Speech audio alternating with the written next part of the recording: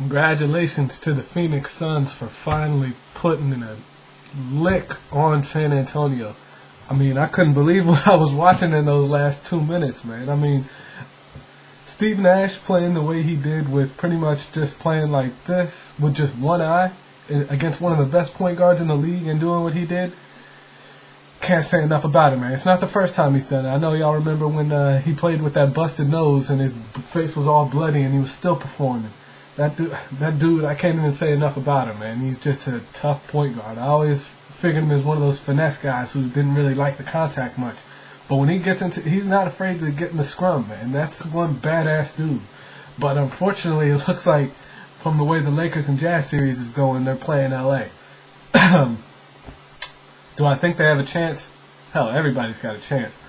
But I just don't think the matchups are there, man. I just don't think Amari Stoudemire, he's going to have to pick and choose who he's going to want to guard. Is he going to want to guard Gasol and leave Bynum to beat people, or is he going to want to leave Bynum or check Bynum and try and make Gasol beat you? And not to mention, there's that one problem in the fashion of Kobe Bryant. I don't know if y'all heard of him. The guy's pretty good, but I don't know. Honestly, I haven't done enough research to really look into that series, that potential series coming up, because there is still Game 4 in Utah. I think if they win one more game, I think it benefits Phoenix more than it does LA, because hell, they can win at home. LA, if they lose Game 4 and go back home, that means they don't have to.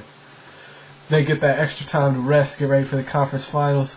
Phoenix hasn't been in this position that much in the past few years. They've always been in the semifinals. They've always got bounced out by San Antonio, or Dallas, or but they always make it through the first round, then they get bounced out in the second. So I'm curious to see how they respond in the conference finals, man. I mean, that's going to be an interesting little series. You got Steve Nash going up against Derek Fisher. Derek Fisher gets in Steve Nash's head somehow, man. He plays good defense. He can make the clutch three when he needs to. He can kind of take away a lot of the things that Nash does well, which is distributing the basketball. And if Nash isn't distributing the basketball, that means guys like Stoudemire don't get their points. That means Grant Hill isn't open to hit that 15-foot jump shot that he loves. Channing Frye isn't open around the three-point line, where he's just become an amazing three-point shooter in a matter of a year. Or Jason Richardson isn't open for the alley-oop. There's a lot of things that Derek Fisher does. He's able to keep up with Steve Nash. He may not put up the same production, but he just somehow is in Steve Nash's head. So I'm going to break that down when that really becomes official, which should be in a matter of 2 or 3 days. But on to the next series, that Boston and Cleveland series. Look, Rajon Rondo played on a different planet yesterday, man. I don't think I've seen him play. I haven't seen him play that well in ever. Not even when they were winning not even when they won the championship.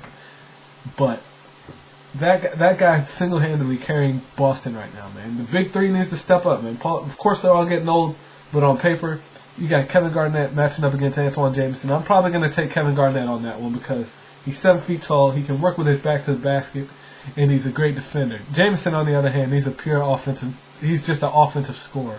And when Jameson dunked on Kendrick Perkins, I don't know what the hell happened on that one. How you let something like that happen is beyond me.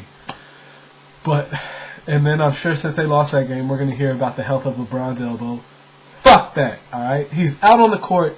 He's still playing good basketball. He's getting 22, 9, and 7 every night. I'm getting tired of hearing all that shit about his elbow. They're already thinking of excuses on why Cleveland is not going to make the finals, man.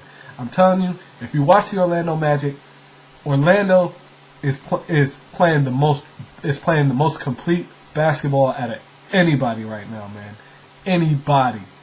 Now that's right now. If it comes down to it and they have to play him again, they still have to play him. But Orlando quietly is going about their business, man. They're up 3-0 on Atlanta. They destroyed Atlanta at home when Atlanta is a pure home court team, and they went in there and just manhandled them. I'm sorry, Orlando can get back to the finals again, and the way I'm looking at it, it's probably going to be Orlando and LA again, and I think Orlando can do a little bit better this time around than they did last year. because Vince Carter is the key to that, and he's playing great right now, man. He's averaging 20 a game. Jameer Nelson is playing great basketball, better than Mike Bibby, and it's showing it, man. They're up 3-0 on Atlanta. It's just, I don't even know what to say about that, man. But all right, guys, when these conference finals come solidified, I'm really going to go in depth on each one. I'm probably going to do one video for each one. Just wanted to put them all together at the moment. Holler at y'all later. Once again, on those Manny Pacquiao things, I love the comments. Keep them coming. Just getting the ideas coming, guys. Talk with y'all later. Peace.